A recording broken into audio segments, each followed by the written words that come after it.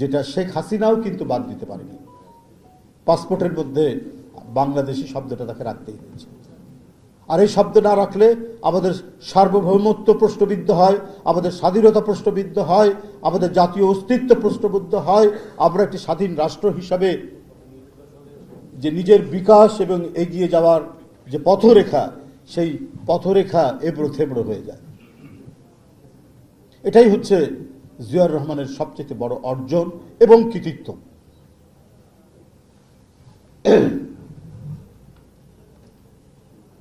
এর পাশাপাশি তিনি কি পররাষ্ট্রনীতির ক্ষেত্রে, কি শিক্ষানীতির ক্ষেত্রে, কি অর্থনীতির ক্ষেত্রে, কি আপনার আত্মনির্ভরশীল হওয়ার ক্ষেত্রে, এমন কোনো দিক নাই যেখানে তার স্পর্শ নেই, যেখানে তার অবদান নেই। একটা জাতি তলাবিহীন ঝুড়ি, একটি জাতি দুর্ভিক্ষে ক্লিষ্ট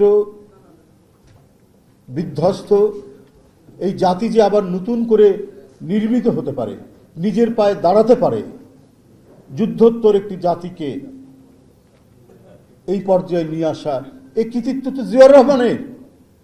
গায়ের জোরে আয়নাঘর বানিয়ে বিরোধী রাজনৈতিক নেতৃবৃন্দকে টর্চার করে, অত্যাচার করে আপনি ইতিহাস লেখার চেষ্টা করেছেন, কিন্তু ওই ইতিহাস মানুষ আত্মস্থ করেনি, ওই ইতিহাস মানুষ মেনে নেয়নি, ওই ইতিহাসকে সত্য বলে মানুষ গ্রহণ করেনি। কত চেষ্টা করা হয়েছে, কত কিছু করা হয়েছে, ছাত্রদেরকে প্রতিদিন মুখস্থ করানো হয়েছে এমন এক শিক্ষা ব্যবস্থায় যে শেখ মুজিব দেবতা তুল্য।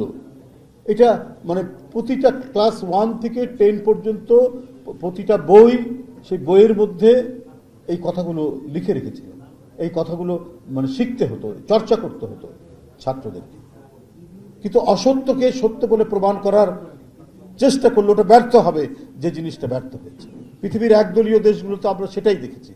একটা ন্যারেটিভ তৈরি করে, একটা বয়ান তৈরি করে সেটাকে সাধারণ ছেলেদের মগজের মধ্যে ঢুকিয়ে দেওয়ার চেষ্টা চালান, কিন্তু সেটা 60 বছর লাগুক, 70 বছর লাগুক, সেটা কিন্তু আপনার স্বয়ংক্রিয়ভাবেই সেটা মুছে যায়,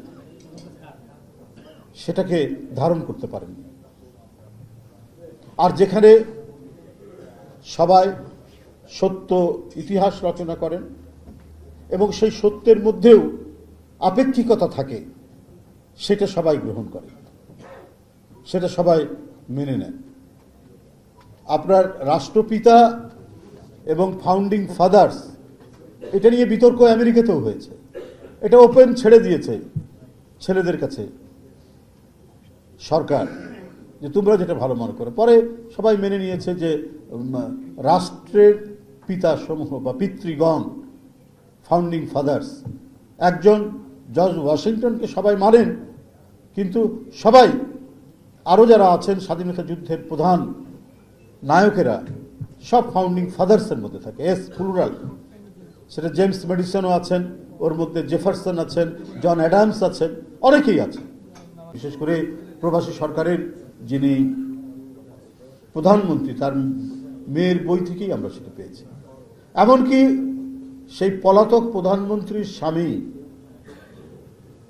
ডক্টর ওয়াজেদ সাহেব, তার গ্রন্থের মধ্যেও পেয়েছি যে আসলে কি হচ্ছে আমরা জানতে পারছি না, কি ঘটনা, কি হবে। এমন সময় শহীদ রাষ্ট্রপতি জিয়াউর রহমানের স্বাধীনতার ঘোষণা শুনে আমরা অত্যন্ত আনন্দিত হলাম, আহ্লাদিত হলাম, উৎসাহিত হলাম।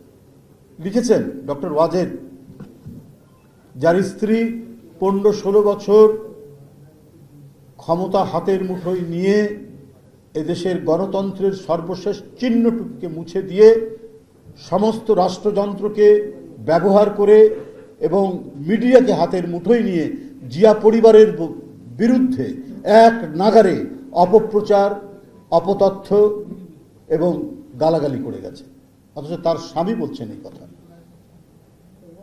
এটাই হচ্ছে বিএনপির সবচাইতে বড় অহংকার এবং গৌরব। অন্য কেউ না, বিএনপির কোনো ব্যক্তি বললে পরেও সেটা বলবে, আরে এটা তো বলতেই পারে। অথচ কয়েক ডজন মন্ত্রী থেকে শুরু করে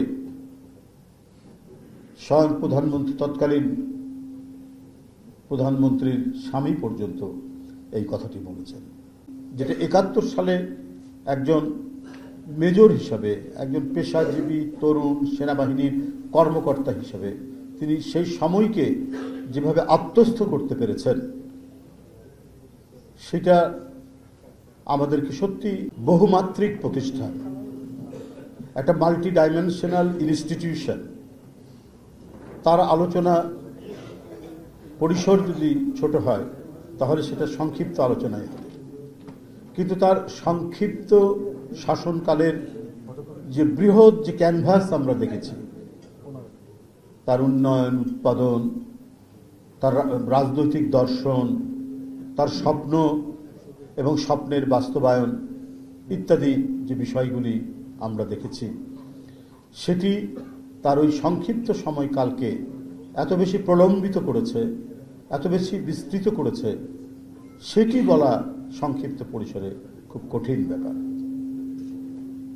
একজন মানুষ জিয়াউর রহমান, যার তরুণ বয়স থেকেই, তারুণ্যের কাল থেকেই যে লক্ষণগুলি প্রকট হয়ে উঠেছিল, সেটি হচ্ছে তিনি দেশের একজন রাষ্ট্রনায়ক হবেন এবং রাষ্ট্রনায়কের যে কাজ, যে যথাসময়ে দেশের প্রয়োজনটা বুঝতে পারা। তো সুতরাং এটা তো একটা দিক। এই দিকটির মধ্যে সামনের সম্ভাবনাময় একজন জাতীয় নেতৃত্বের আমরা আভাস পাই, যে ক্রমাগতভাবে তিনি এগিয়ে আসবেন এই জাতির নেতৃত্বে। তারপরে নানা ঘটনা, যুদ্ধ হলো, যুদ্ধে বিজয় হলো, আওয়ামী লীগ ক্ষমতায় আসলো, আওয়ামী লীগ জনগণের প্রতি তাদের যে আচরণ সেটাও মানুষ দেখেছে। সে দুর্বিষহ সেই দিন, রক্ষী বাহিনী, দুর্ভিক্ষ সব অতিক্রম করে আওয়ামী লীগের ইন্টারনাল যে কোন্দল, সেই কোন্দলের পাল্টাপাল্টির মধ্যে দিয়ে ৭৫-এর 15ই আগস্ট এবং সেই 15ই আগস্টের মধ্যে আবার নানা ধরনের উপাদানগুলি ক্রিয়াশীল ছিল এবং তাদের পাল্টাপাল্টির মধ্যে দিয়ে এদেশের জনগণ এবং সিপাহীরা একত্রিত হয়ে রাষ্ট্র ক্ষমতার পাদপ্রদীপের আলোয় উদ্ভাসিত হলেন জিয়াউর রহমান, সামনে চলে আসলেন জিয়াউর রহমান। সেদিক থেকে দেখলাম আমরা আরেকজন জিয়াউর রহমানকে। এই দেশের তিনি একটি সঠিক সংজ্ঞা নির্মাণ করলেন, যেটা ছিল এর আগে সংশয়িত, ধোঁয়াশে এবং যার কোনো পূর্ণতা লাভ করেনি। কিন্তু জিয়াউর রহমান একটি রাষ্ট্র দর্শন দিয়ে গোটা জাতিকে ইনক্লুসিভ করলেন, বিভিন্ন সম্প্রদায়, বিভিন্ন জাতিগোষ্ঠী, নৃগোষ্ঠী সবকে নিয়ে ইনক্লুসিভ করলেন তার সেই রাজনৈতিক দর্শন বাংলাদেশের জাতীয়তাবাদের মধ্যে দিয়ে। এবং এটা এত অমোঘ, এটা এত বাস্তব, জাতীয়তাবাদের সংজ্ঞার মধ্যে এই যে হেডলাইনটি বাংলাদেশি জাতীয়তাবাদ এত বেশি প্রাসঙ্গিক ছিল আমাদের জাতীয়তাবাদের সংজ্ঞার হেডলাইন হিসেবে।